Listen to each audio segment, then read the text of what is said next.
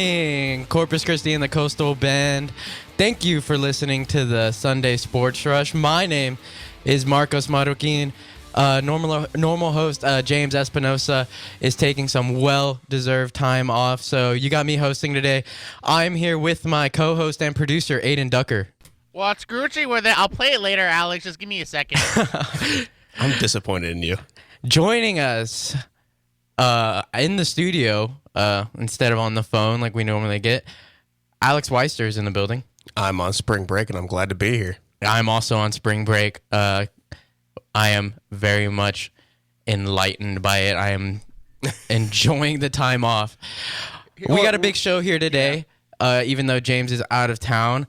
Coming up in the first hour, we have some huge NFL news. The Bears and the Panthers swap a bunch of players. The Bears are getting a wide receiver, DJ Moore, and the Panthers are getting the number 1 overall pick. After that, we're going to talk some Texas A&M Corpus Christi men's basketball. They're going to head to their second March Madness tournament. After that, we got some NBA headlines. And coming up in the second hour, we have a big-time interview with Texas A&M men's basketball coach, Coach Steve Lutz. Islanders head coach, man. They're going dancing again. Back we'll talk more to about that. back. You know. That's crazy. I can't believe it. Like, having Corpus on the national scene like this is awesome. And it's not only just like college too. It's high school as well. Corpus has been making waves in terms of sports this just past calendar year. Yeah, the last couple of years they've really like exploded on that. Yeah. Definitely the Texas scene, but all over the country too. I mean, it's about time people realize that the Coastal Bend and South Texas in general is one of the most premier sports areas in the country. Absolutely. Yeah. And real quick before we talk about the NFL. What's Gucci with it? There you go. There we go. We got the sounder. We got the sounder. All right. Let's go right into the huge NFL news. We got the music. There we go. There it is. All right. The Chicago Bears traded the number 1 overall pick for DJ Moore and 4 draft picks. It The was Bears, a lot. yeah, that's a lot. That is probably a bit too much.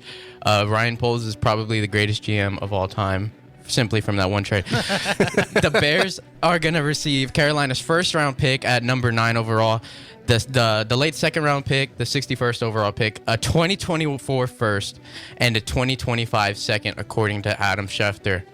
Talks of the number 1 overall pick had intensified since last week's NFL Combine.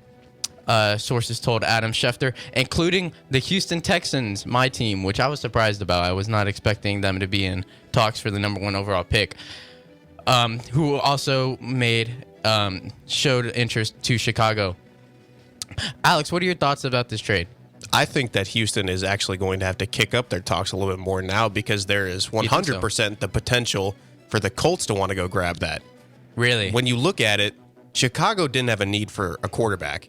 So there really wasn't much of a bidding war between Houston and the Colts because the Colts could have just waited where they were and just took whatever quarterback was left. Because the Cardinals aren't going to take one, Chicago's not going to take one. So only one would have been off the board. But now with Carolina jumping up, that's going to be 2 quarterbacks off the board. Because Probably 3 in the top 4 now, yes. Exactly. So they're going to be left with Anthony Richardson or a Will Levis because Carolina is going to take likely C.J. Stroud. That's what I've been hearing. And Texans, of course, are probably going to stick with the consensus pick in Bryce Young. Yes. So are the Colts going to be content with just sitting and getting Will Levis? Or If I'm a Colts fan, I'm not. Exactly.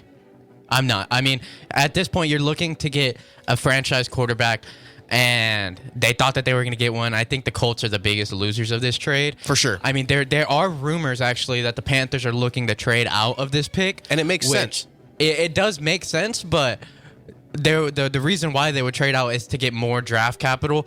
But it doesn't make sense to me that you're going to give up 4 picks, the number 9 overall pick, and the number 9 overall pick, including a star young wide receiver in DJ Moore, which to me is the biggest winner of the trade for the Bears. Yeah. I mean, giving Justin Fields that consistent receiving threat, that true number 1 is huge. Aiden, your thoughts on this? Is an actual Panther running the Carolina Panthers right now? I mean, I like that they're aggressive getting the number 1 pick. Obviously, Yeah. they need a quarterback that they have to rely on. And with new coach Frank Reich, I'm pretty sure he has a little bit of input here. And Oh, for sure. And he didn't want to have to rotate like mid old quarterbacks And anymore, Sam Darnold. and whatnot. But they're seriously like, what's the whole point of trading for the number 1 pick if you're gonna trade back down again? If you're even pondering that, it's like they made they realized they made a mistake that they didn't want to do. I think that a lot. I don't think that teams are going to give them a lot. I think they're going to be quite stingy with it. They're going to be like, "All right, you traded up to the number 1 overall Yeah. pick. We're not going to just give you 3 times what you gave them because we've already seen what the value of the number 1 overall pick is. So why would they give up more draft capital than they need to?" Yeah, and I think as I said when it actually dropped was I feel like they're actually betting on there being a bidding war. And out of the 3 teams in the top 4 that are likely to take a quarterback, you can make a case that the Panthers are best suited to drop down to 4 and take the 3rd quarterback because they do have more, I guess you could say, quote unquote, veteran-ish QBs.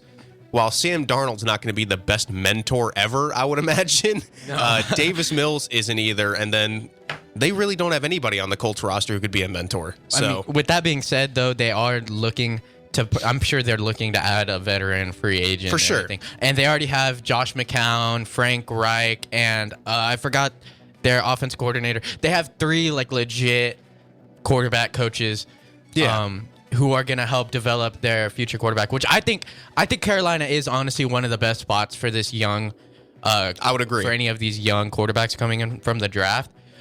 Because you just have so many star coaches there. Yes. I mean, Frank Reich, obviously a huge NFL talent. I mean, he was a backup, but he was the first quarterback in Carolina Panthers history, etc. He had his own career outside of Buffalo. With that being said, that is the question of the day. Will Carolina actually make this pick, or is this just a play to acquire picks from desperate teams? If Carolina makes this selection, who would you take at number 1? And who do you think won the trade, the Bears or the Panthers? Get us in. Actually, you can't get us in on the text line. Get us in on social media at the Sunday Sports Rush on Twitter. That would be at Sunday Sports Rush 1440, I believe. Yeah, check out our Twitter. Get us in on there. We will be reading in our mentions. So yeah, that is the question of the day. We will be reading those on air. I also want to get into the Jets and Aaron Rodgers. Coming out of the Jets camp, both sides are working towards a trade. Yes. To give the New York one of the best quarterbacks in the NFL. What are your thoughts, Alex?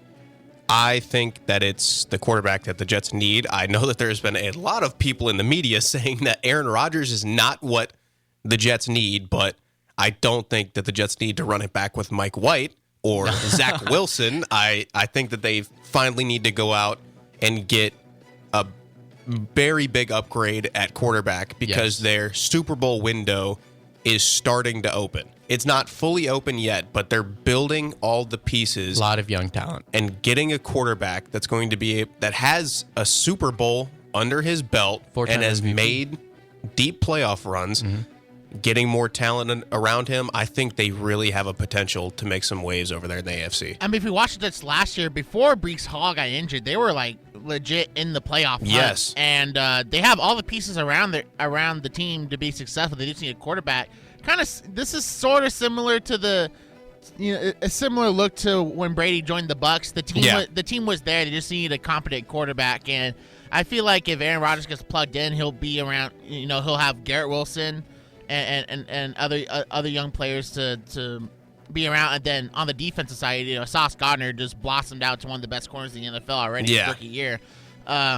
He'll be reunited with Nathaniel Hackett, his offensive coordinator that he had in Green Bay.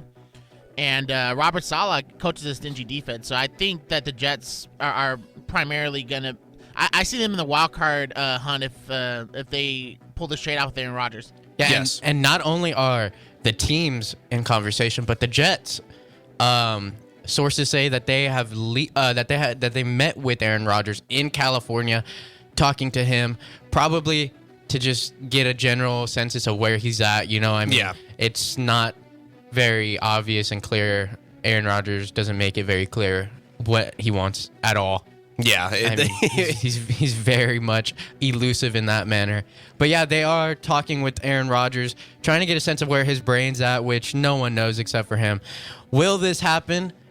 The Rodgers to the Jets. If it does happen, will the Jets be contenders? Get us in at the Sunday Sports Rush on Twitter. We will be reading those out throughout the show. So get us in on those mentions. All right, there's further news. The Dolphins pick up the 5th-year option for Tua Tagovailoa. That is pretty big for me. I did not expect the Dolphins to seek. I didn't expect the contract extension this year. Yeah. I mean, with all of his injuries, I heard some people talking about that, but I was never fully sold on that. But they do pick up his 5th-year option, which is big for that organization. They were looking pretty good at times throughout this year. They did have problems with inconsistency and obviously injuries with Tua and everything happened like that. What are your thoughts on this, Alex? I think it's the right choice for them to make. I think it was a no-brainer, and I think this finally dispels the rumors of Tom Brady coming back again out of retirement and joining the Dolphins. I mean, to the Dolphins? Like, really? That's what was rumored. That was rumored all throughout last year. If you ever want to make up a bull rumor, I was about to. Well, last year it wasn't, because there was a lot of fuel to that fire. I mean, remember the Dolphins getting fined for it? The only team I see getting Brady out of retirement are the Niners. And Fair. so the Dolphins made zero sense to me, especially, with the Jets potentially adding Aaron Rodgers. This then year, you have to contend. yes. You have to contend with Josh Allen and the Bills, and then the Patriots are always going to win at least 8 or 9 games a year based off of Bill Belichick's coaching. Yeah. And so, I mean, it's This year it made less sense. Last year it made a lot more sense. It just seemed like something people just wanted to put out just to poke fun and say that he's going to come back again. But he even posted on Twitter saying, "Yeah, I'm not doing that." On the Tua front, when he didn't have his concussions, he was doing well. Yeah, he throwing was the good. ball to Tyreek and Waddle and whatnot. I just get worried about if he gets one more bad hit, man. I feel like there's a slight inevitable there. Yeah. That the Dolphins should have a backup plan just in case, and so. But I'm happy for Tua. He's a likable quarterback, and I'm glad that they're kind of shushing away these Brady rumors. I agree. All right, thank you for listening to the Sunday Sports Rush. We are about to go to break. We'll come back on the other side. We'll be back soon.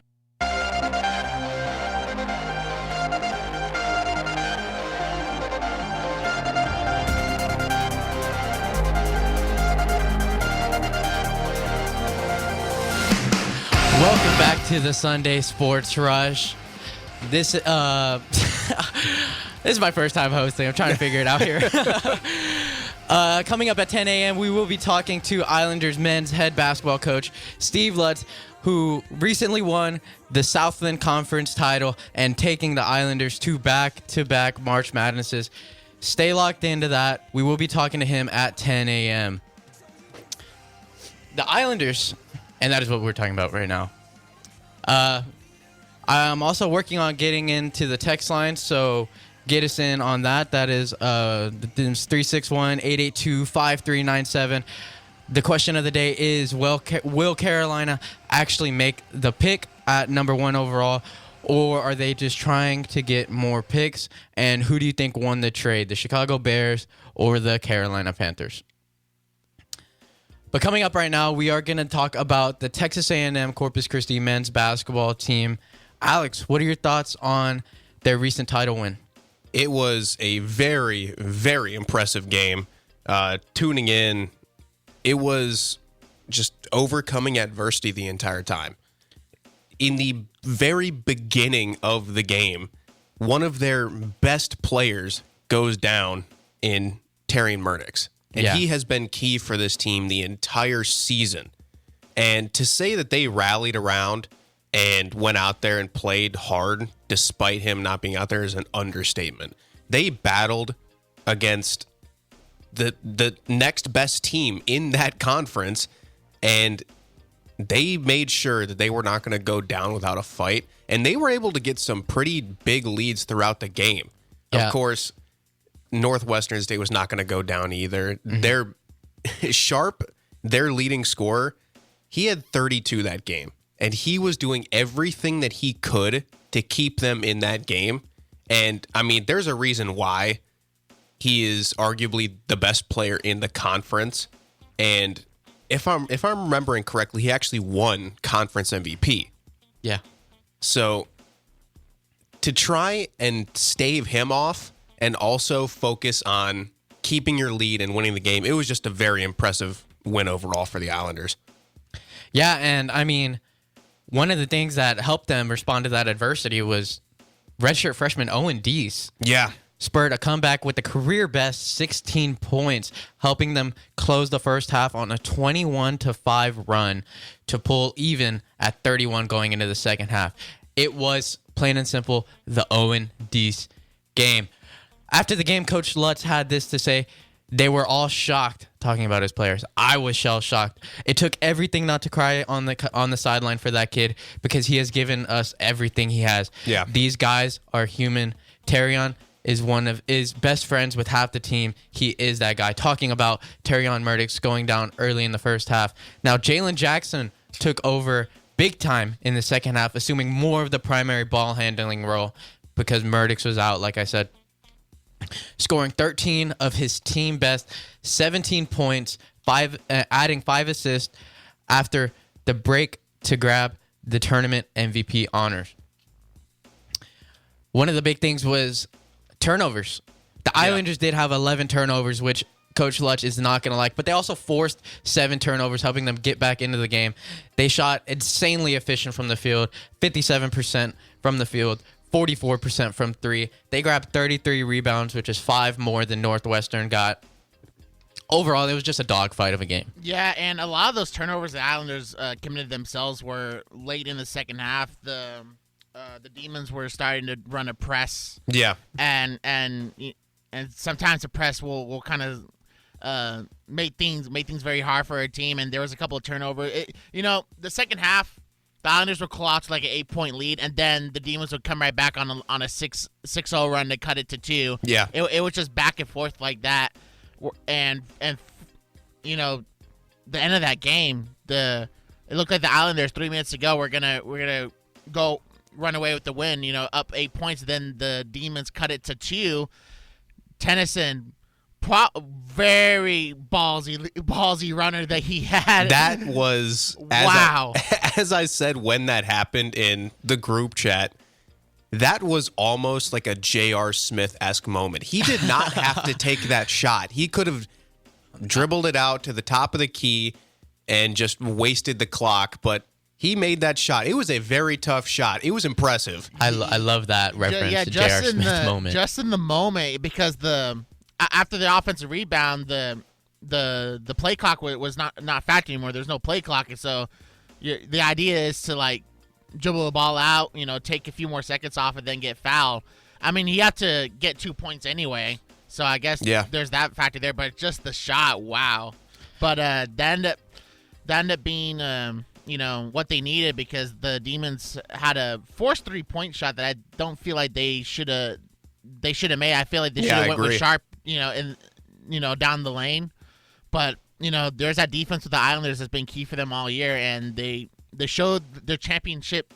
Yes, that championship pedigree. Mm-hmm. That they got last year, and now they're back-to-back Southland Conference tournament champions. Yeah, like you said, their second straight season and third time in program history getting into March Madness, the field of 68. Coach Lutz had to say on the topic, I think our experience will help us, but you never know. It is the NCAA tournament. This is the great thing about college basketball, the tournament. Whether we are in Dayton in the playing game or our 15-16 seed, it doesn't matter. We are going. Big words from Coach Steve Lutz, talking about the experience, leading on the fact that, whatever happens once you get in the tournament, it happens. All you got to do is you got to get there. We will be talking to him at 10 a.m. today. What are your thoughts, though, on could the Islanders make a good playoff run in March Madness? It's going to be tough. UCLA is the 1 seed, but when you look at compared to last year, I mean, it was such a tough outing. It was against Kansas, if I remember correctly. Well, no, they lost to, I think it was Texas Southern. In the first round. Yeah. And they had a chance to win that game late, but there was a couple of costly turnovers at Southern. They had too much size. And you know what? That's the thing that because they were there last year, that sort of thing you would like to not happen this year because they already have the experience. You know, players aren't on the big stage for the first time in the March Madness tournament. Yeah. You know, they've already been there. So I think that will help them a lot in that aspect of, you know, they've been here before. And that's a huge thing as an athlete. If you've been there before, you walk around with your chest puffed out a little bit with a little bit of swagger. The Murdoch's injury worries me a lot. It doesn't, and we'll talk to Coach Lutz more about it, but it doesn't sound like he's coming back. You know, no, I would be extremely surprised if he does.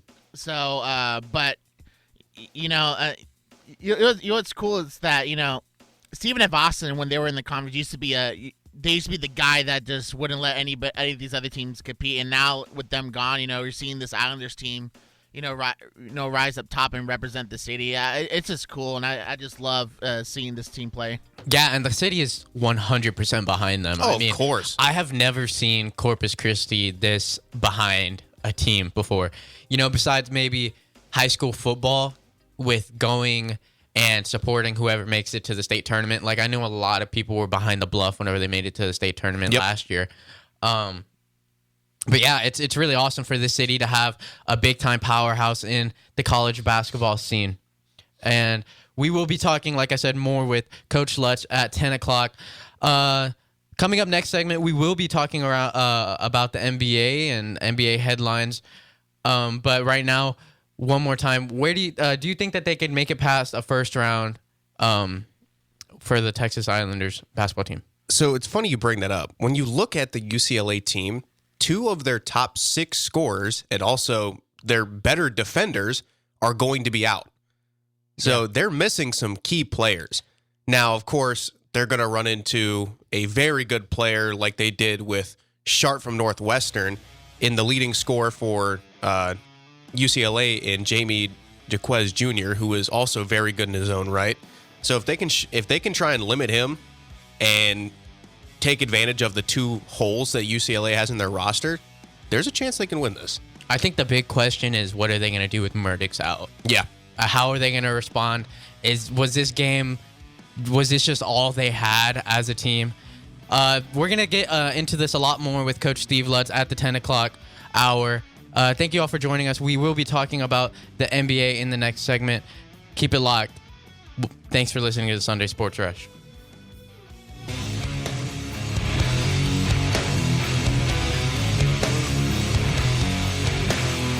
Welcome back to the Sunday Sports Rush. I am Marcos Marroquin, joined by co-host and producer Adin Ducker and Alex Weister. We do have a ESPN tournament challenge bracket for the March Madness tournament. Sign up for our ESPN bracket at search this Sunday Sports Rush 1440 Keys in the ESPN men's tournament on ESPN. All of us here at the Sunday Sports Rush will be competing. See if y'all can make a better bracket than us. Also, get us in on the text line 361-882-5397. We will be responding to those. So get in and get in your thoughts on the question of the day. Will the Carolina Panthers trade the number 1 overall pick? And who won the trade between the Chicago Bears and the Carolina Panthers? Get us in on 361-882-5397. Coming up right now, though, we do have NBA headlines. Hear the music? There it is. Kevin Durant was recently injured pregame, and he hasn't played much at all for the Phoenix Suns. He sprained his left ankle after slipping on the floor during pregame warm-ups Wednesday night. Yeah, it's pretty horrible. I mean, he's had his injury history in recent years. Yeah. But just having shown up in Phoenix, this is huge for them. The 34-year-old star hopefully is not going to miss much time, but now appears to be out until April. So he's missing at least a month of basketball. And the Suns will only have 5 more games until the playoffs start. So he's not really getting as much of a chance to tune up. I mean, I think this is huge for that Western Conference scene. I mean, it's so competitive. There's so many good teams out there. And even the Mavericks, who aren't even a high seed, they still have Luka Doncic and Kyrie Irving. And they could take down any seed at any time. they could really win the championship at any time with those 2-star players that they have. So I think this is huge for the Phoenix Suns to lose Kevin Durant at this time of the year. I mean, he's still not even really he hasn't even been properly introduced to their lineup yet. What are your thoughts on this, Alex? Yeah, I believe it's only about 4 games that they've actually had together. So it's really not much. But what we saw in those few games that they had is he really just picked up where he left off in Brooklyn. Of course, it's Kevin Durant. He's arguably one of the best plug-and-play players like ever. I mean, he's so versatile. You can put him in multiple different positions. He's an all-time great, top 15 all-time. He's amazing. It's definitely going to hurt, especially with all of the role players that they had to give up to get Kevin Durant. If they can get him back in time for at least the last few games to let him get back under his feet and get ready for the playoffs, I think it's going to be a absolute dogfight of a series if they're able to keep the 4 or 5 seed against the Clippers. Yeah. I'm really looking forward to that series. Okay, they have developed a slight cushion over those teams that are packed in the middle, so that not really a slight cushion. I'm saying slight just because they're 2 games up on the Clippers, 2.5 up on Golden State. A slight cushion. Very minuscule. Well, I'm actually pretty excited about that potential Clippers matchup too, because the last time we saw Kawhi Leonard and Kevin Durant in the playoffs against each other, Kevin Durant was on the Warriors. Yep. Kawhi Leonard was on the Spurs. It was that one game, yeah. Kawhi had like 20 going into like the third quarter. Zaza Pachulia completely derailed his career. Oh, you're talking about the Spurs and single-handedly ruined Zaza Pachulia. Single-handedly ruined our franchise. Yeah. And honestly, the Spurs might have won that series. But anyways, that was the last time we saw a big matchup like that. I know I have to vent a little bit as a Spurs fan. But, yeah, I mean, that was the last time we saw 2 of the biggest names in basketball face off against each other in the playoffs. And I'm excited to have that atmosphere. I mean, for sure. Kawhi, since he was a young player, has been very much locked in, and he's born for the playoffs. Games slow down a little bit. It's a little bit slower pace, not as high scoring. And everyone knows he's one of, if not the best defensive player in the NBA at any given time. I have no idea who's going to win the Western Conference. No idea. It's a complete toss-up for me. Like, every team has questions on it. Even the Nuggets, is Jokic finally going to get the Nuggets to the finals? You could say they're probably the favorite. It depends. Is that playoff bubble Jamal Murray going to come out in the playoffs? He's been a great playoff performer even before then. I'd say that Memphis probably has the biggest question marks out of any team in the West right now, though. Well, I mean, we don't even know John Morant's going to be back this season. Great transition, guys. Accidental transition to my next headline. John Morant is still not back with the Grizzlies after have a 2-game suspension. And Alex, you want to get on this real quick? Yeah. So there's been more and more stuff coming out about the whole John Morant situation. And I think the Grizzlies are playing it smart because there's, roughly 2 months to go until the actual playoffs begin? Or is it a little more than that? You still got like a full month. Yeah, it's like a full month and then a little bit. About 20 more games left. So I would say the Grizzlies just coast, try and let this whole John Morant situation simmer down, and they shut him down for the rest of this regular season and then immediately bring him back in for the postseason because they can't leave him out for the postseason. It'll just completely ruin their chances of making any sort of playoff run. I think the NBA is still trying to investigate whether or not that gun that he had in the video was on the team playing because he'll be out the rest of the year if that's the case. He might be out for even much of next year and maybe even partially into the next season after that if they figure out that he had a gun on a team playing. So unless the NBA actually intervenes, I think he's going to be out for the regular season and then comes back in the playoffs. I mean, if John Morant goes, he keeps going on the show. He'll go from jawbreaker to jailbreaker, man. And right now, a matchup I'm looking forward to is if the Grizzlies stay as the 3rd seed, they will be playing the Warriors in the first round. Which I need that. I need that too. They absolutely hate each other. This Grizzlies Warriors beef is so it's so lively, it's so great. The Grizzlies are a youthful up and coming team with a bunch of guys who think they're dogs, and the Warriors are this vetted old head at this point team that's trying to prove that they still got it. The Warriors are that one team, man, you just can't count out. Never. If they make it, like they're the team, I mean, they're the defending champs. Their defense isn't as good as they were last year, but they might turn it up in the playoffs. And Steph had 36 points yesterday and a key block with like 2 seconds left to send the game to overtime. I mean, he's still as great as ever, and he's 34 years old. Yeah, and that was a game that they needed to win to keep them from faltering in the standings.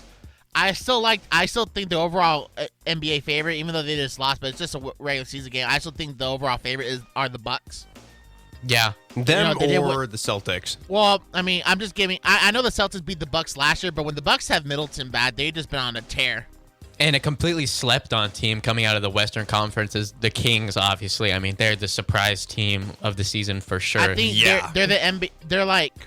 They're that team where, like, if you're not a fan of one team, they're like the NBA overall collective favorite. Yeah. Yes. Overall collective favorite by other NBA fan bases. By like non-playoff fan bases. Yeah. And even the Nuggets have 46 wins, which is the third most in the league, behind the Celtics and the Bucks. More NBA news. LeBron James was hyping up his son, Bronny James, on Twitter, saying that his son is better than some NBA players. That's a bold take. His 18-year-old son is better than some NBA players, which it depends what his definition of some is. If you're talking about the 15th guy on every team, yeah, maybe. Maybe. I will say, though, he's 18. He's taking a big leap from his previous years in high school to this year. Something happened. I don't know. Just natural development, I guess. But like he has most of his dad's athleticism already, and he just looks more fluid and just he looks different. And he earned that 5-star ranking. He's gonna be, I think for sure, gonna be a top 15 pick now in the NBA draft. I'm not saying he's number 1 overall. He's not. It's not gonna be, but he'll be in the top 15. He'll be a lottery pick. Yeah, and when he comes out, there was a lot of talk. I mean, there's obviously been talks about him since he was a baby. Of oh my God, LeBron James had a kid. I mean, this kid's gonna be amazing.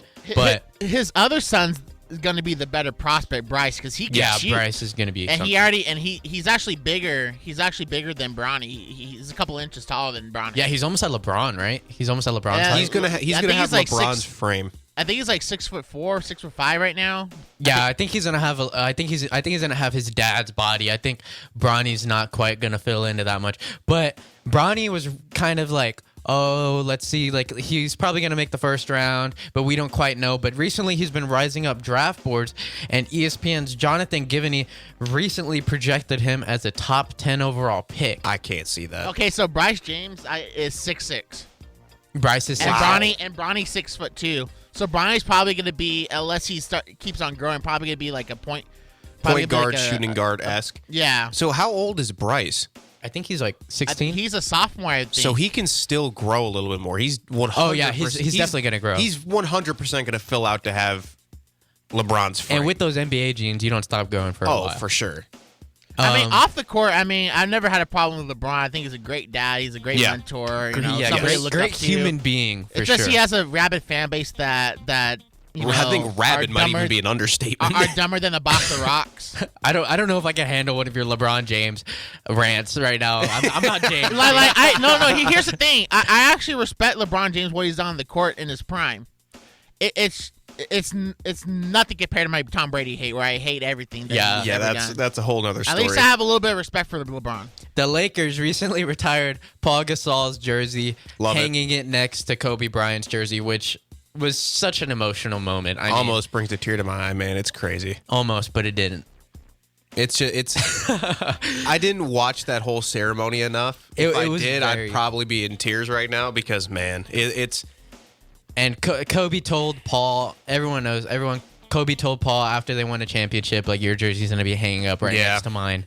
And that one really hit me because, I mean, the sports world, the world in general, misses Kobe and his. Oh yeah, man. And I was a Spurs fan, so there's definitely some friendly rivalry there for a majority of my life, but the respect was never lost. I mean, for sure. Especially post-career Kobe, there was never a doubt the type of human being he was in my mind, and it was such an emotional moment seeing Paul's number go up with Kobe. Yeah, and I remember as a young Spurs fan when they traded for Powell and he became a perfect complement to Kobe. I was like, he was getting buckets, and a good 18 and 20 a game and give you 10 boards, and he would in late game situations, Kobe would defer to him at times to make that bucket down low, and yeah, man, I mean, just they became best friends, and I think he's a godfather to one of his daughters, I believe, too, as well. Yep. And you know, he's been helping Vanessa raising big time her kids and all that, and so just. You know, I'm not a Lakers fan at heart, but I'm just, you know. Yeah, I mean, the people forget that Kobe actually had help in his second championship runs. Well, that is it for this segment. Next segment, we will be talking about what's happening in Texas. We'll get into some Cowboys news. Don't forget to get in our text line at 361-882-5397.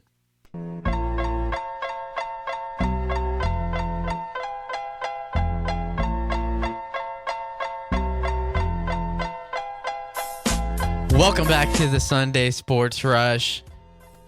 Thank you all for listening. I can get down.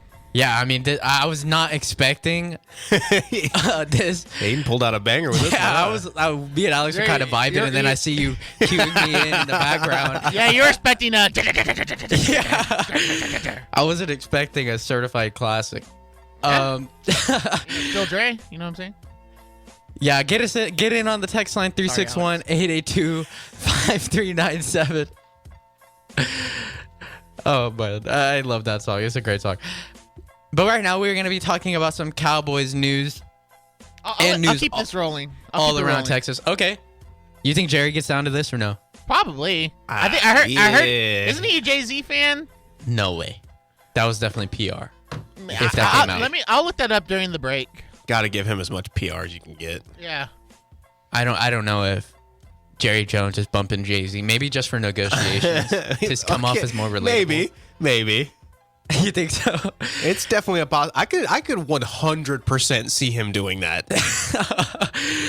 Anyways, the Cowboys are rework Dak Prescott's and Zach Martin contracts to free up $30 million in cap space.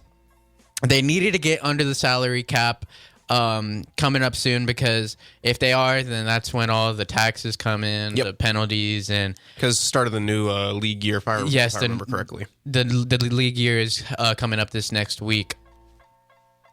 They were pegged to be about $18 million over the cap, but these moves give them some wiggle room to sign free agents, sign the rookie contracts, etc.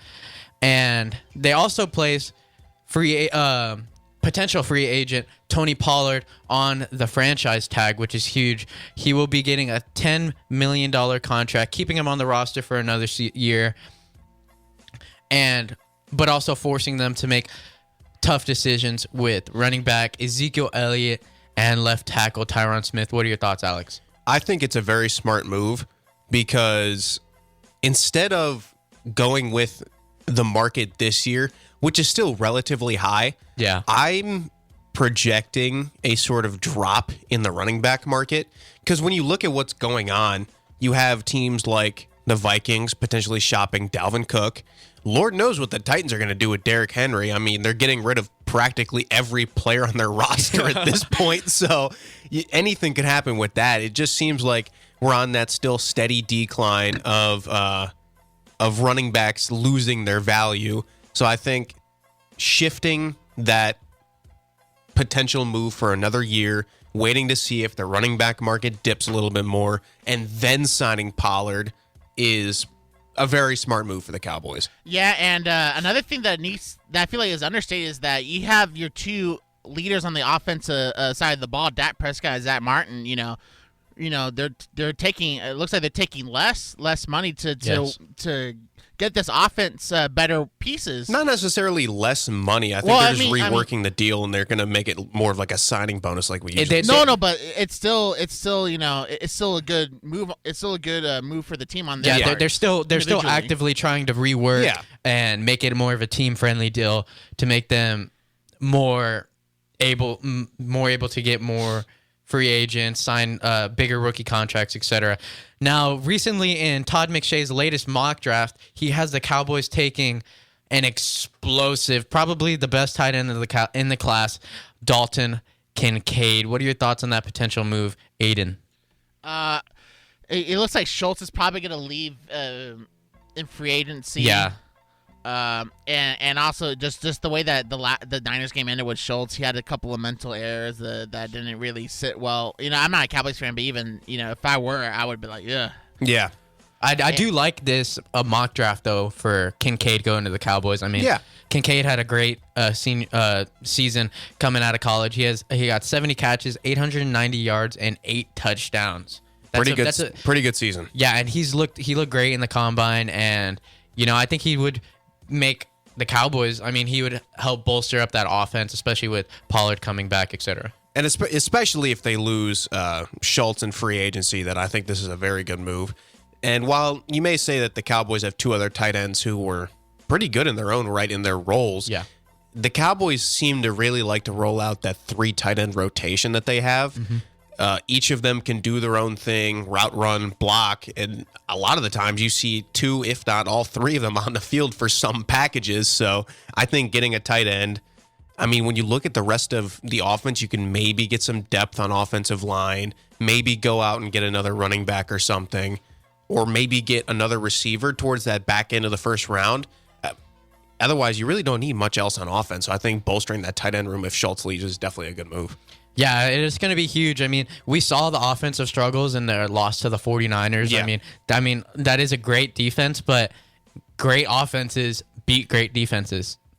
That's what happened in the Super Bowl. I mean, With the Chiefs. Yes, the Chiefs ran all over, completely threw the ball all over the field. They destroyed the Eagles because they had a better offense. And, you can say great defenses win championships, but it seems like in the modern NFL, you need the Patrick Mahomes to win the Super Bowl. And look at it on the Chiefs end. I mean, the Eagles had a fantastic offense in their own right, but the Chiefs' defense has never really been labeled as a good defense. Yeah, I'll give the Chiefs. It was improved this year. I guess the Bengals they played. They were the better part of the team against the Bengals. Shutting down that Bengals offense. So I still feel like you still need to have a competent defense. Yeah. But yeah, I do feel like we're going away from that, as Mark Can't have said. the Lions defense running out there. Now, I do want to get into some University of Texas Longhorn football news. Ewers and Manning are looking to be in the quarterback competition going into training camp. And I think that this is huge because Ewers obviously had his struggles. I mean, he was a freshman, but he did have struggles.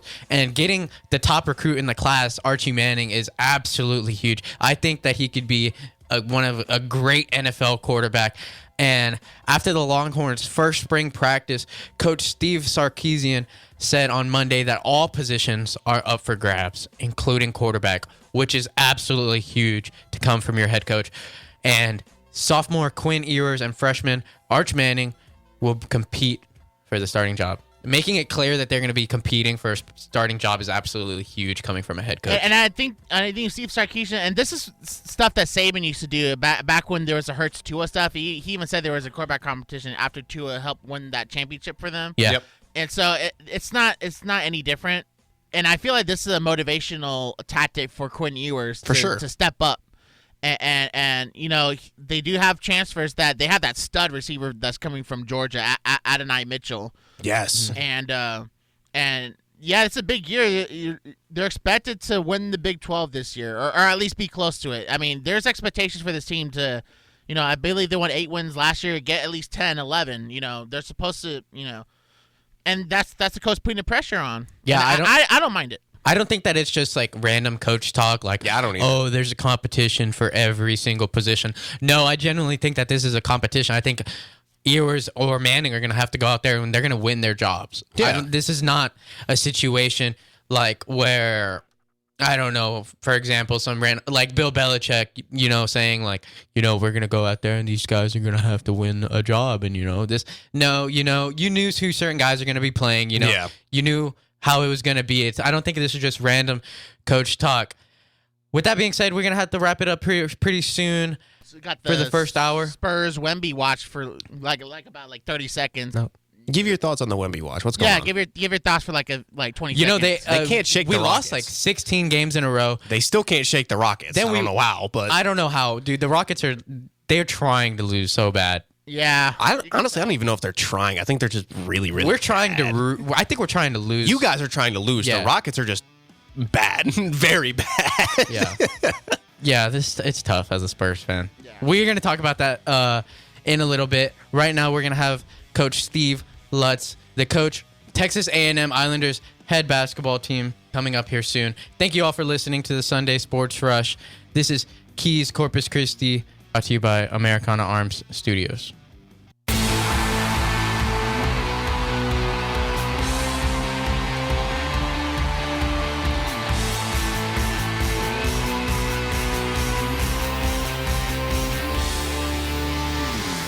Hello and welcome back, everybody, to the Sunday Sports Rush on News Talk KEYS 1440 AM and 98.7 FM. I am Alex Weister, joined alongside Adin Ducker. Yeah. And Marcos Marroquin, who is run out for a quick bathroom break. We are in hour number 2, and coming up in hour number 2, we are going to have some MLB and World Baseball Classic talk, some more NFL headlines, and to end off the show, we will have a bit of a sports grab bag, whatever other news is out there, whatever else is going on out in the sports world. But right now, we have the head coach for the Texas A&M Corpus Christi Islanders, head basketball coach Steve Lutz. How are you doing, Coach? Man, I'm great. I couldn't. If I had a complaint, man, something's wrong with me. It seems like there's a bit of a bug going around because it seems like everybody that I've been around has a little bit of something going, whether it's allergies or whatnot. Yeah, no, the allergies aren't bad. I got after our game on whatever it was Wednesday. We drove. My assistant and we drove to Florida, and I developed a infection in my eye. So that's been getting me. But man, it's Selection Sunday, and we're going dancing. So again, if I'm complaining today, something is wrong with me. And speaking on that, congratulations, Coach. It's been an absolutely fantastic season for you guys. It's been a great watch. Just congratulations once again. Yeah, no, thank you very much. I really do appreciate it. And so back-to-back Southland titles and NCAA tournament bids. How are the guys doing?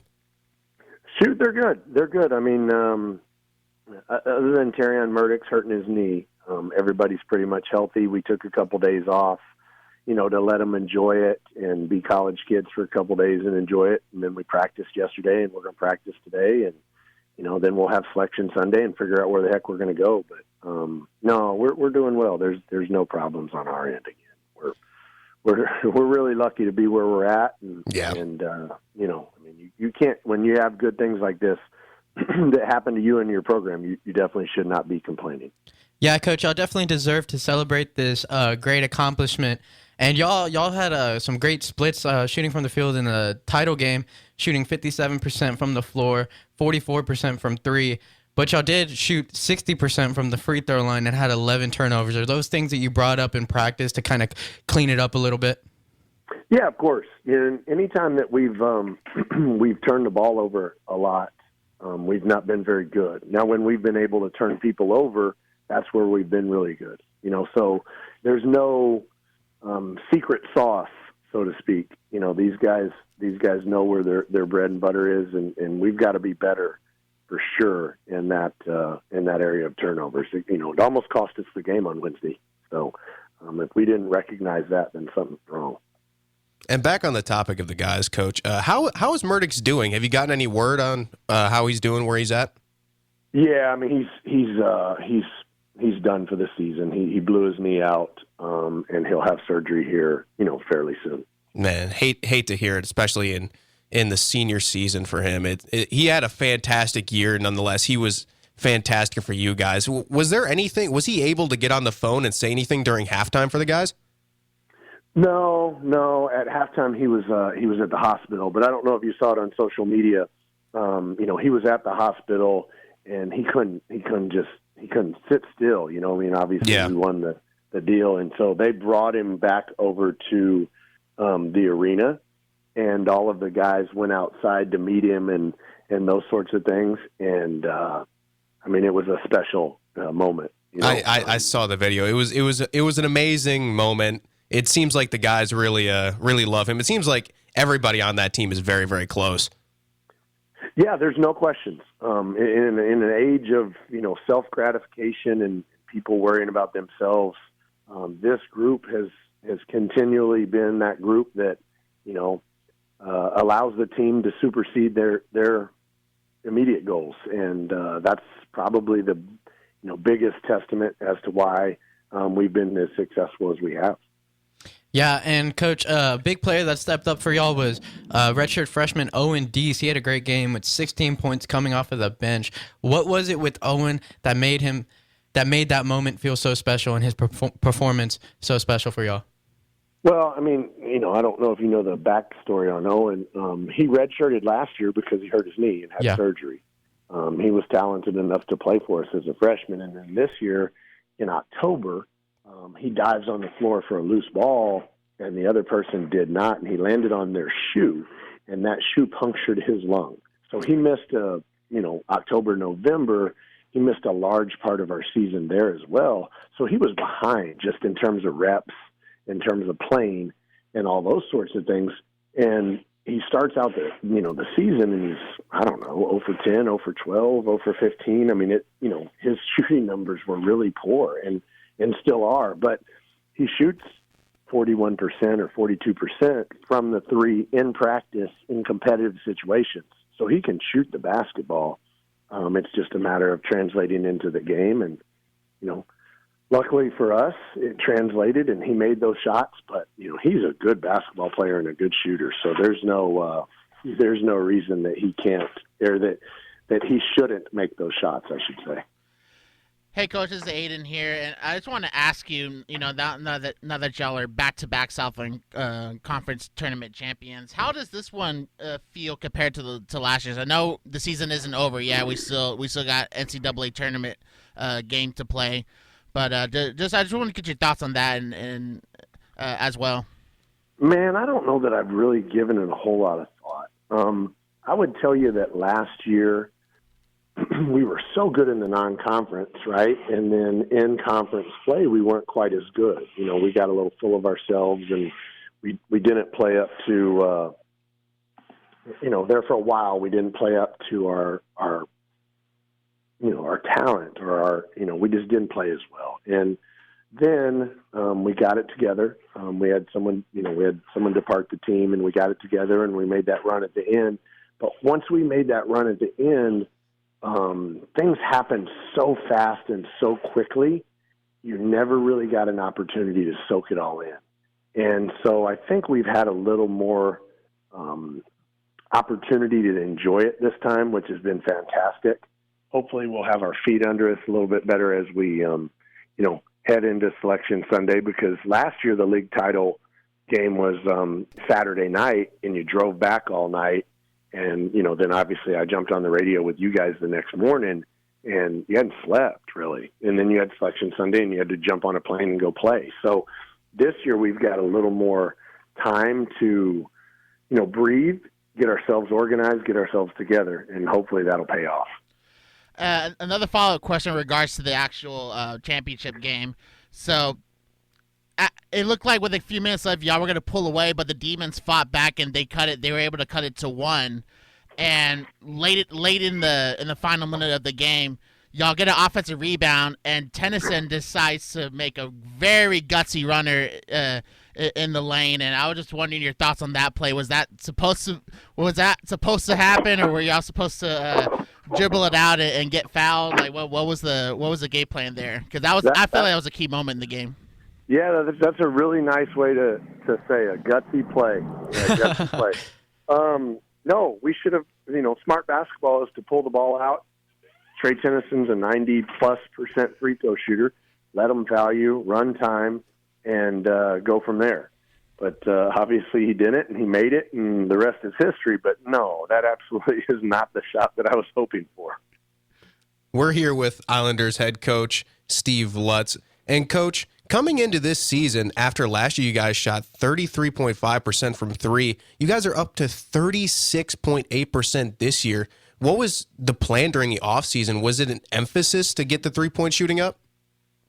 Yeah. I mean, I felt like that we needed to add another three-point shooting threat, and we did that, obviously, with Ross Williams But with that being said, like I used to say it last year on the on the radio or TV or anybody that would ask me, I would always say that we were a good 3-point shooting team, even though our numbers aren't great, because I watch them in practice and I know that they make them in practice, and we play pretty good defense in practice. So they always talk about the water always levels up or levels out or however you want to say it. Eventually that stuff it evens out for you, but adding Ross Williams certainly did help us. And looking ahead, the potential matchup currently looks like it's going to be against UCLA. Am I correct with that? Man, I don't know. We'll see it when I've heard anything. I've seen things where we're in the playing game. I've seen things where we play Purdue. I've seen things where we play UCLA. So you can't. I don't know. You can't just rack your brain worrying about all that stuff. We'll figure out who we play, and we'll start watching film, and we'll practice and get ready for whoever that is. You're going to the NCAA tournament. So, really when you get into these situations at this time of year, what's most important is what you and your team are doing and what y'all are focused on and how you're playing rather than your opponent. Now, that doesn't mean you don't scout and you don't work really hard to figure it all out. But what's most important is what's happening in your locker room. Now, Coach, I did see that you were an award finalist for the 2022-2023 Skip Prosser Award. How does that feel personally for you? You know what? I never really give it much thought, to be honest with you. I would not have known had my daughters not told me about it on being on social media. So, yeah, it's cool. Yeah, I mean, I no award that I would ever get would be possible without the guys. Like any award that anyone gets is because we have good players and good people. So whether it's a coaching award or whether it's first team all league or defensive player of the year, I mean, everyone in this program, is responsible for that award. I truly, truly believe that. And one last quick question. Coming into the season, Coach, of course, last year, a lot of the guys were still juniors and relatively young. The main core coming into this year was seniors. Was there any sort of last ride mentality or shift in mentality for them going into their last years? Yeah, I don't know. All of us going into our senior year, I think there's a little bit bigger sense of urgency. I think that's just normal. But it was never something that was really discussed a whole bunch, especially with these guys that have COVID years and all that kind of stuff. You just never know what's happening in college basketball because everything is so fluid, right? I mean, there's guys transferring, there's guys going pro, there's whatever. And so it wasn't like the mantra of the year is this is our last ride by any means. I always just talk to them about focusing on living in the present and doing, what you need to do right now. And if you just keep doing what you need to do right now and you get better and you get better and you get better and you get better, you just keep building upon that. And by the end of it, you've stacked up a lot of really good days and now you're going to be really good. And that was kind of what we focused on. Well, thanks again for hopping on with us, Coach. Get some rest. Hopefully you feel better, and very excited to see you guys are going to end up facing the NCAA tournament. Yeah, same here. And, anytime, guys, love to join you anytime. But thank you for everything. And, appreciate y'all following us and supporting us and coming to games and all that. So means a lot. And hopefully we'll have a good draw at 5:00. Absolutely. Thank you again, Coach. That was the head coach for the Corpus Christi A&M Islanders, Steve Lutz. A fantastic interview. Coach is off, and it was a fantastic interview. What do you guys think? Yeah, I'm just, when Steve Lutz was hired, I knew the program were going to the right direction. Yeah. Honestly, being honest, I didn't expect to see back-to-back Southland Conference titles, but I'm happy. Yeah, absolutely. But nobody did. How do you expect that? It's never happened in team history. It's never happened in team history, but I'm just thrilled that we have the privilege to carry them, and I cannot be more excited for the upcoming whatever draw they get, whether it's the second round or the playing game. But it's so cool, man. I love it. That's going to wrap up this interview segment with head coach Steve Lutz. Coming up next, we're going to be talking about the MLB and the World Baseball Classic. It is fully underway. There has been a few different games going on. We have a lot to talk about. Stay tuned to that. This is the Sunday Sports Rush.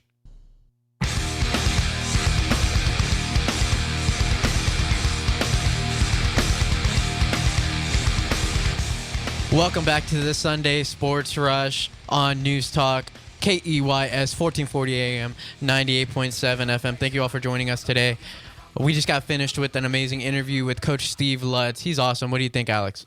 Yeah, it was a fantastic interview. It was great to hear from him again and hear how the team's doing. It really sucks to hear about Murdix because you could tell in that video that came out after the game, they love him, man. And of course, it's not only that, he's one of the best players on the team and was a key part in absolutely the best 2 years that they've had so far. So it sucks, but yeah. Yeah, don't forget to join in on our March Madness bracket on ESPN. Just look up Sports Rush 1440, and you will to join in on the bracket. And we will be competing here at the Sunday Sports Rush. So don't forget to join that to play against us in the March Madness bracket. See if you can make a perfect bracket. But right now we have MLB headlines and the World Baseball Classic. There's the bed. Yeah. So the Yes. Marlins signed former Astro Yuli Gurriel. That one hurts as a Nationals fan. Yeah, he was very much beloved in Houston. You know, it's kind of symbolizing that the beginnings of their dynasty that they had in 2017 and this past year and the great runs that they've made. What are your thoughts, Adin, as an Astros fan? Alex, excuse me, Adin is producing stuff right now. I mean, I'm just getting into baseball personally. Yeah. And I think they can definitely fill the hole. Yeah, they can. He wasn't necessarily his production was not necessarily because of his play on the field this past couple years, but it was more symbolic on the fact of, you know, he was there at the start of this run and he was a huge contributor then. Yeah, for sure. He's obviously a big time locker room guy. And we do have a new message on the text line from Ryan L. He says, "Great interview, great show today. Thanks for keeping us updated and entertained." We appreciate you, Ryan. Get in on the text line 361-882-5397. Our question of the day is, who won the trade between the Chicago Bears and the Carolina Panthers? So make sure to get in on that. Aiden, you have something to say? I'm back. Yeah. So about Yuli, he was a great postseason player. Yeah. Had several clutch home runs, and he when he first started with the Astros, he had to develop his defensive skills at first base, but he became probably the best scooper at first base, where those balls that get thrown into the dirt and he had in the first base has to scoop them up. And he'll always have a soft spot in my heart. He's a two-time World Series champion. Played well in the playoffs this past year, and it was inevitable with the Jose Abreu signing. Just there wasn't enough fit on the roster, and Yuli is in his late 30s as well. But just congrats to him for his Astros tenure, and hope he succeeds with the Marlins. I know it's a minor league deal, but hopefully he gets moved up and plays well for them. Yeah, and some more Astros news. They are looking to extend the contracts of Framber Valdez and Kyle Tucker, the all-star right fielder Kyle Tucker and the all-star left-handed pitcher Framber Valdez. They have yet to reach a deal, but GM Dana Brown says, "We are further away, particularly on Tucker, than Valdez, but I'm one of those to keep hope alive." What are your thoughts, Adin? Yes, I do. I have confidence that at least one of these guys is going to be re-signed. I'm hoping that they re-sign Framber, because you got to have that ace to solidify your starting staff, and the starting with McCullers' injury history, and with Verlander leaving, the rotation is a little bit thinner than last year. Well, it's not. It is thinner than last year, so I do definitely want them to get Framber. Kyle Tucker, there's a vibe to me that feels like that it's going to take him longer to get a re-sign. I'm a little worried about Tucker, and re-signing both of them aren't usually moves that Jim Crane has made since he's been the owner of the team. but I'm hoping he'll make this an exception and resign both of these guys. But for sure, I want Framber back. Yeah, he's Fromber's a huge arm for y'all. I don't like if y'all lose him, then that is a serious blow to y'all's rotation. He's a great arm, and he's played in some big time moments and given y'all some big time innings. Now we still have 3 years with both of them. Yes. So there's still time to get another World Series title out of them. So yeah, but long term, yeah. It would be nice to keep them there as an Astro for the rest of their careers.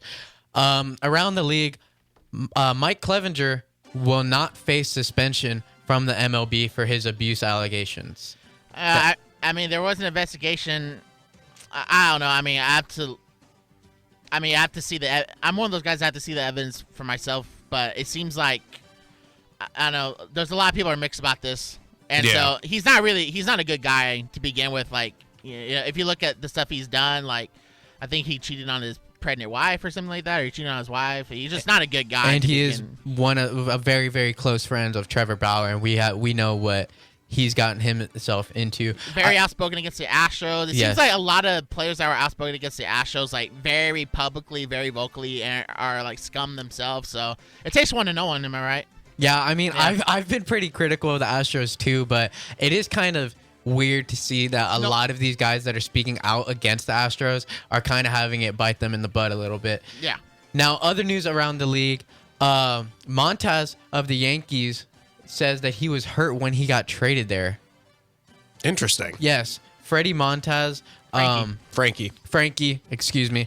The right-handed pitcher from the A's says that he was hurt when he got traded, which is, I don't know how that trade got processed. I mean, the A's are going to A. Yeah, that's such an Oakland move, isn't it? The Yankees, their pitchers get injured way too often. I feel like the Yankees fans I see they get frustrated with their training staff, and rightfully so. I mean, how did this come through? Literally the next headline I have is Carlos Rodon will start the season on the DL. Yeah. So that's a huge loss for them. He was their big time like free agency pitcher acquisition. And it's not looking good for the Yankees at the start, but I feel like they're still talented enough that they should be a playoff team. Oh, for sure. Oh, yeah. I don't see a way that they don't get in the playoffs. They're going to have to face some other massive losses. But Alex, how about that World Baseball Classic? How's that going along?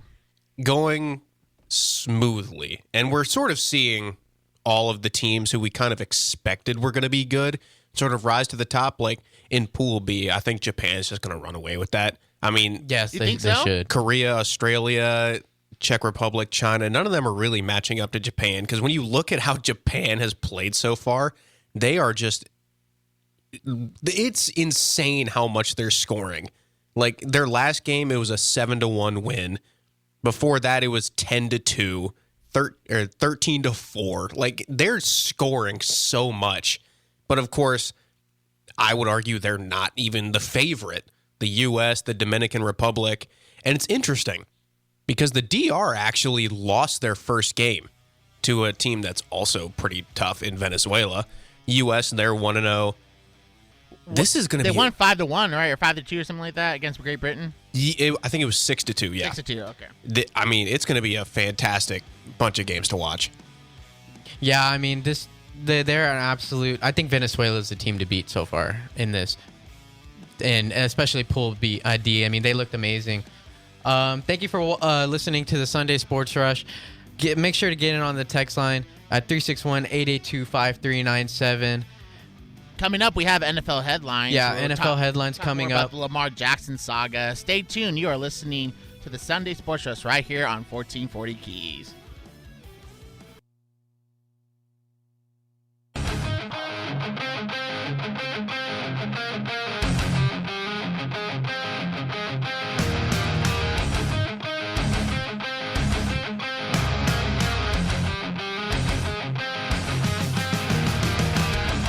Welcome back to the Sunday Sports Rush on News Talk KEYS 1440 AM 98.7 FM. We will be talking more World Baseball Classic in the last segment. We're going to have a little bit of a sports grab bag segment next after this segment. We're going to also be talking a little bit of Spurs and other, really whatever we want.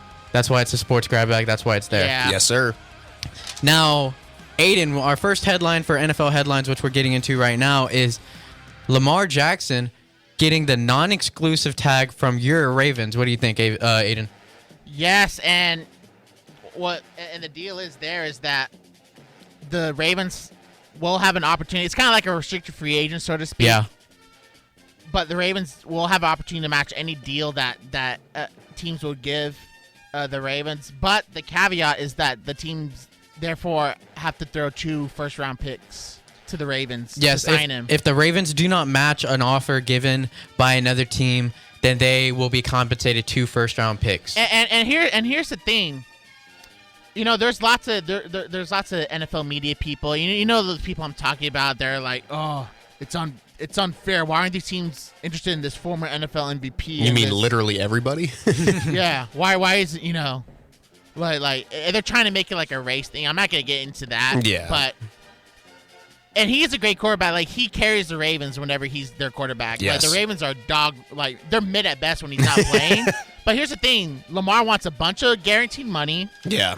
Which the NFL teams never do. It's fair, though, to want that money, I'd say. But also the 2 first-round picks. So NFL teams are giving up a crapload of capital to get it. You know what I'm saying? Yeah, but so that's why I understand why teams are hesitant to get him. If there's just a normal, okay, Lamar Jackson, you have an opportunity to sign him. Okay, there you go. But you have all these other factors that are piling on, and it'll be harder for teams to want to sign him, and therefore I think he's gonna be back as a Raven. My question is, if they do not get a deal done with Lamar Jackson, let's say a team offers him and they don't match, they only get 2 first-round picks of compensation. And if you look at the Bears trade, they got 2 first, 2 seconds, and DJ Moore for the Panthers getting the first overall pick. Yeah. So I think that completely changes the market, because are you saying that C.J. Stroud is a better football player right now than Lamar Jackson? Well, C.J. Stroud's going to be on a rookie year deal, though. Yeah, the money plays a part of it, yeah. but I don't think you give up a star wide receiver 2 firsts and 2 seconds when you have a Lamar Jackson sitting there. That, honestly, the Ravens, it's kind of up in the air whether or not they actually want him on the team right now. No, I think the Ravens want him on the team. I just think it's for the right The price. question is, why hasn't that deal been done then? Because every quarterback's job whenever they hit free agency is to change the market. It's to elevate the market to get more money, right? Deshaun Watson did that. Did he deserve it? No. But he got $230 million guaranteed. Lamar Jackson is straight up a better football player, has shown more in the league than Deshaun Watson, and he wants his money. And talking on that point of changing the market, it's one of the key points in why teams haven't really been reaching out and giving offers, because there's 3 options. You send an underpay offer, Ravens just instantly match it, and then it was just pointless, because then the Ravens know what people are offering him, and they can get him for a deal that they likely think is probably cheaper than they were going to pay him if they just negotiated themselves. Or they go with the market value offer, and the Ravens just accept that as well. Or option number 3, they have to do an extreme overpay, completely reset the QB market, and end up getting Lamar Jackson on an overpay, potentially lose him to a knee injury. Yeah. And then they're just in a bad situation regardless, and the Ravens have 2 first-rounders now. And that's another issue, too. The last several seasons, Lamar's missed several games each year. And so there's an injury history that's lined up with all that. Yep. And to segue to the next topic, the Giants folded with the Daniel Jones re-signing. And Completely. that kind of... They gave a lot. They gave him too much money, in my opinion. Yeah, that's going to complicate the Lamar Jackson situation. Now, Yeah. y'all want to let's talk about Daniel Jones. Yeah, Daniel Jones getting $160 million over 4 years. I mean, you can't tell me that Lamar Jackson isn't worth at least $15 million more than Daniel Jones. I mean, the quarterback market now is absolutely insane. I think Aaron Rodgers is looking to make like $60 million next year. Yeah. Like, I think that's his cap hit. That's insane. But the Jets are welcoming him with open arms because they got a young team and they're looking to compete. So I don't understand why the Giants are looking to spend all of this money on someone who is completely unproven. Yeah, and Daniel Jones this year, it hands down was his best season. I mean, if this was the Daniel Jones of 2-3 years ago and they gave him this contract, I think they would have been absolutely laughed out of the league. But with the year he had, it was his best by far. So it kind of, yes, is it an overpay? But it's not as egregious as it would have been in years past. I feel like people are still holding on to that idea of Daniel Jones being the absolute bust when he actually had a decent year last year. This tells me that the Giants front office has a lot of faith in Brian Daboll and his coaching staff. I mean, I would too. To keep Daniel Jones from regressing, because, I mean, we've seen, I remember, I shouldn't, Mark Sanchez is probably not a good comparison, but I remember when Mark Sanchez, I thought he was going to ascend as a quarterback. He had a couple of, comparable years to what Daniel Jones had to start his career, would you say? And yeah, I mean, I don't know. I feel like for me, Daniel Jones would have to have another year, another solidified year to make this contract worth it. I just feel like it's too early, and he needs to build on this year, because 15 touchdowns to 5 picks, that's a pretty good ratio, along with the 700 rushing yards and 7 touchdowns that he had on the ground. But I mean, good for the Giants. I mean, if they feel, I guess he's the franchise quarterback, but I'm just not. I mean, Daniel Jones doesn't wow me. What he did was cut down on the turnovers, but I don't see him as an elite quarterback. I do want to get into some other big-time quarterback signings. The Saints signed Derek Carr to a 4-year, $150 million deal, with 100 of that being guaranteed. And then Geno Smith signs a 3-year deal with the Seahawks with $25 million per season, with a $40 million guaranteed at signing, sources say. Yeah, Alex, what are your thoughts on your Saints? They didn't give as good of a deal as the Seahawks gave to Geno. I think that Geno deal was fantastic. But the Derek Carr move, I think, is actually really, really good. That 4th year is sort of just there to make the contract look pretty. Yeah. But after this first year, if he makes it through the season as a Saint, that 3rd year becomes, I think, fully guaranteed. Yeah, it becomes guaranteed. And it becomes basically like the same exact contract as Geno, like 3 years, $100 million. I think we got Derek Carr on a very, very good deal. Mm-hmm. And if he can reach the ceiling that we've seen before, like back at his MVP caliber season before he got hurt, I think that, as Adin likes to say, this is going to be the best 9-win team we've ever seen. Yeah. I am excited to see him with Olave, though. I mean, Olave and Michael Thomas, if we can bring him back. It seems signs are pointing to. Well, it seems like signs are pointing towards Thomas coming back now. And he seems to be very back, happy with it. And even if Michael Thomas comes back, he's only going to play, 4 games? If he doesn't get hurt. Yeah, that's what I'm saying. Maybe not. I'm assuming he gets hurt, because I don't want to sound It's a safe assumption. No, you're not wrong. It's a safe assumption. I'm not trying to sound mean here, but no, you're right. It's a bad injury history the past 3 seasons. It's all knee-related stuff. And, but I do feel like they are the favorite in the division, because we still don't know who the Bucs quarterback's going to be. And I think it's going to be Kyle Trask as of right now. And the Panthers and Falcons, the Panthers are probably going to...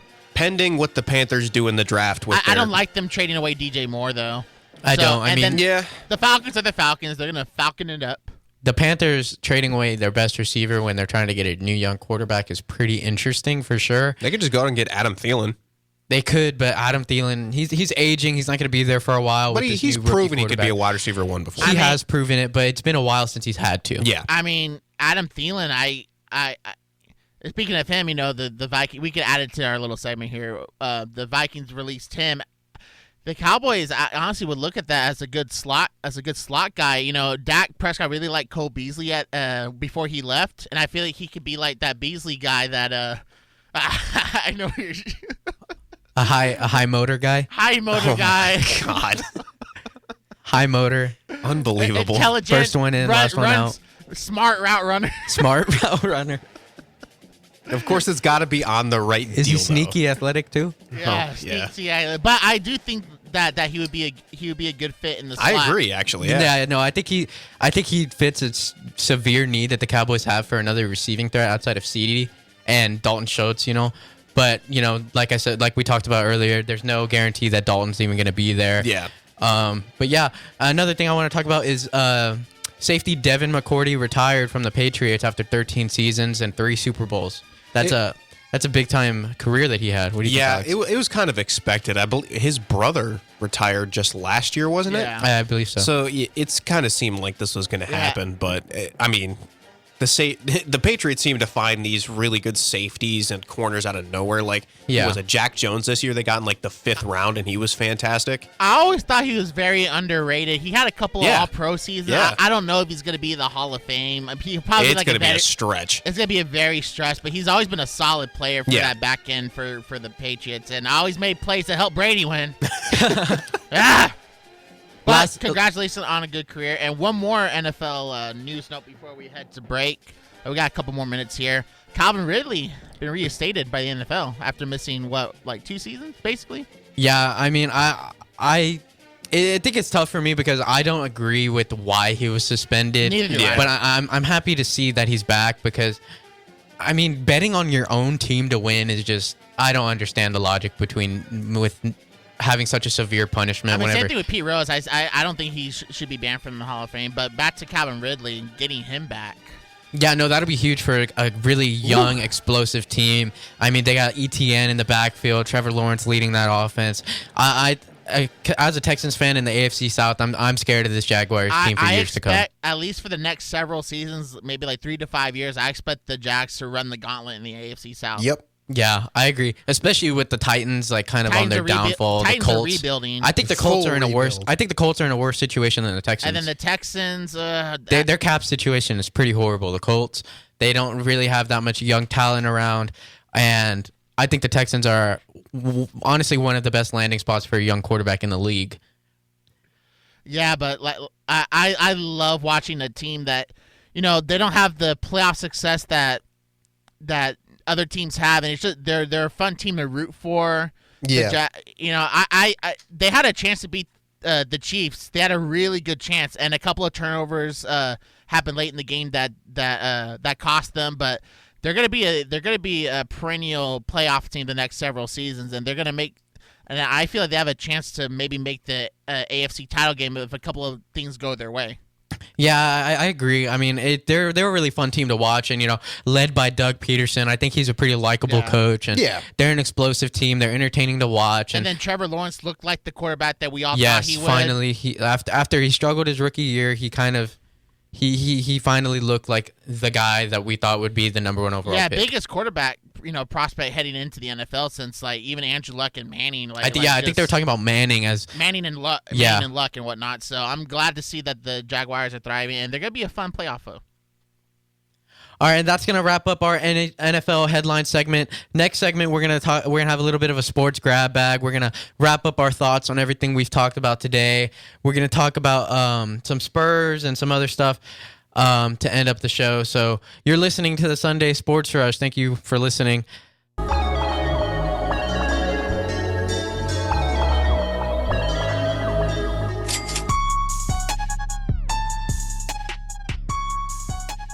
Welcome back to the Sunday Sports Rush. You're listening on 1440 AM, 98.7 Keys Radio. Really like the beds you've been playing today, Adin. Honestly, though, he's been on point with that. You even snuck in a little bit with some DRE. Yes. This is Denzel Curry. It's a bit of a remix, it sounds like, though. I think so, yeah. It's still great, though. Fantastic job, as always, Adin. Yeah, shout out Adin. You do a great job on the board. Yeah, I might miss a bump that we need to play for the actual show every now and then, but he'll always come in with those heaters on the intro bumps. This is our sports grab bag segment, so it's a little bit of everything, what we didn't get to earlier, what we want to get to now. I want to talk a little bit more about the World Baseball Classic because it seems like that segment just ran a little. Like we wanted to talk a whole lot more about a whole lot of different things, and we just didn't get to it. So I wanted to talk about Pool D. They have Puerto Rico, Venezuela, the Dominican Republic, Nicaragua, and Israel. That's absolutely It is stacked. going to be a grind. Whoever comes out of that pool is going to be, I think they're in the final for sure. Likely favorite. Because when you look at the rest of it, it's USA is probably going to run away with that one. Japan's likely going to run away with their pool. And then, honestly, in Pool A, it's probably going to be a tough race as well. But I would imagine that Cuba probably comes out of that one on top.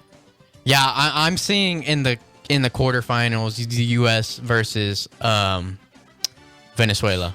I mean, one team I didn't really realize had such a good roster was the Netherlands. do they? Yeah, they have Xander Bogaert, Didi Gregorius, Jurickson Profar. They have some actually pretty good players. It's kind of a surprise.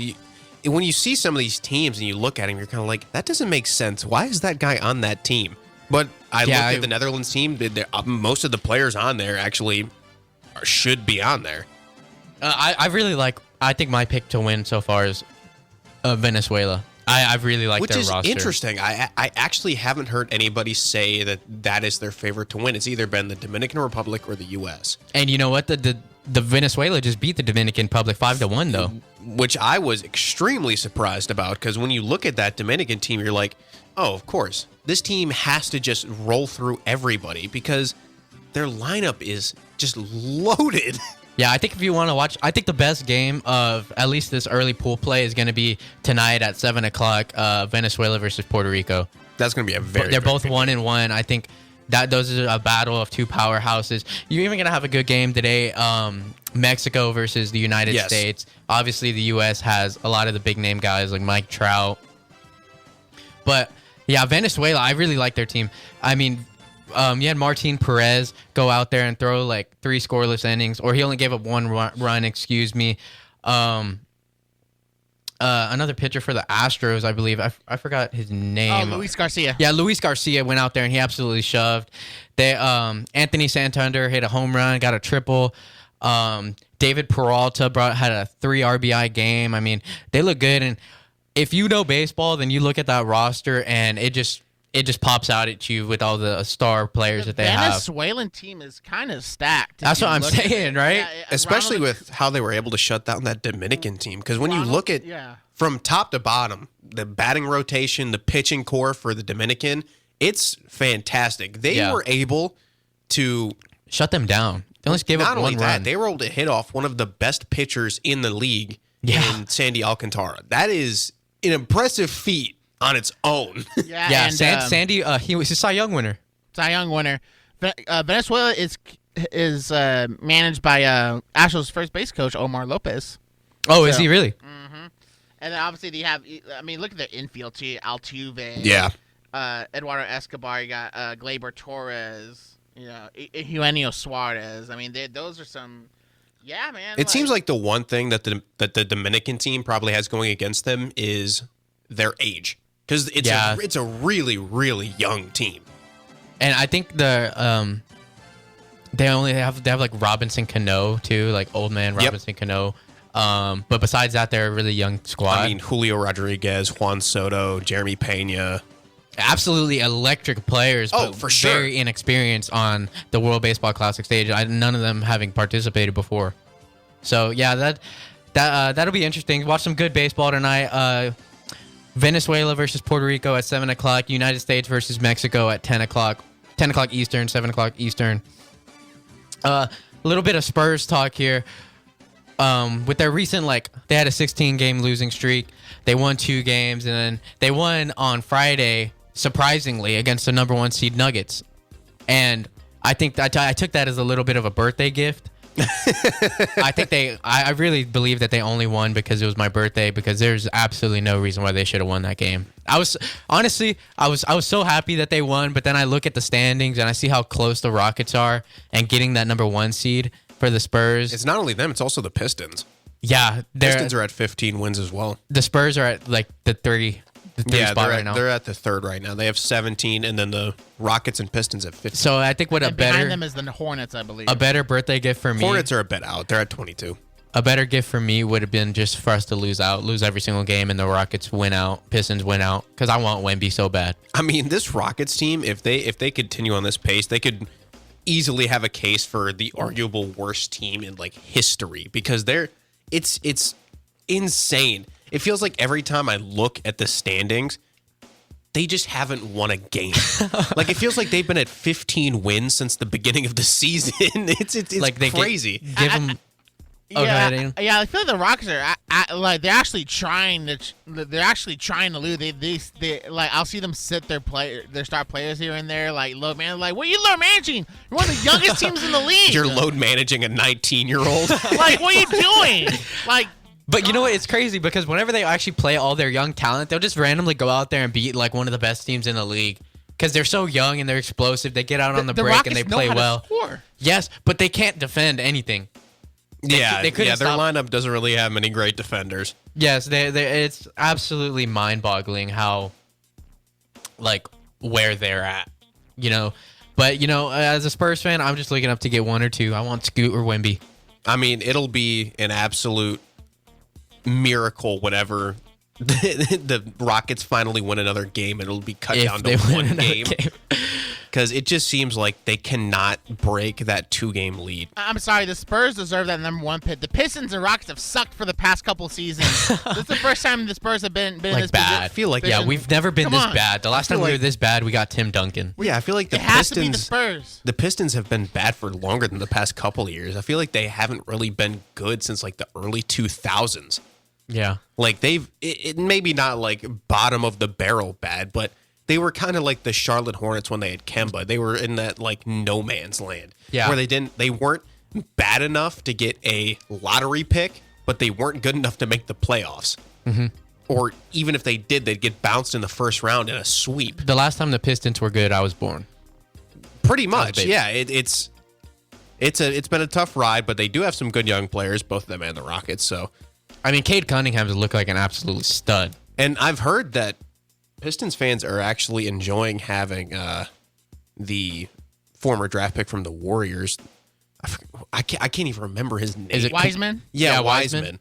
Yeah, the last time the Pistons were in the playoff were 2019. So it has been the last few seasons, but That was in a very weak, very, very, very one of the worst conferences of all time with the 2019 Eastern Conference.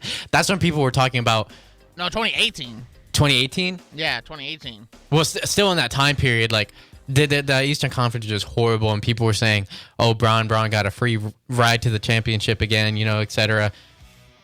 Well, that's going to do it for this Yeah. episode. It was your first time hosting, Marcos. Yes. It was Congratulations. You eased into it. Yeah, You'll definitely get used to it if you have to do this again. Yeah, I mean, as far as talking sports, like you know just Yeah. as much as we do. As you any know. of us, honestly. shout out James, Just San a little- Antonio.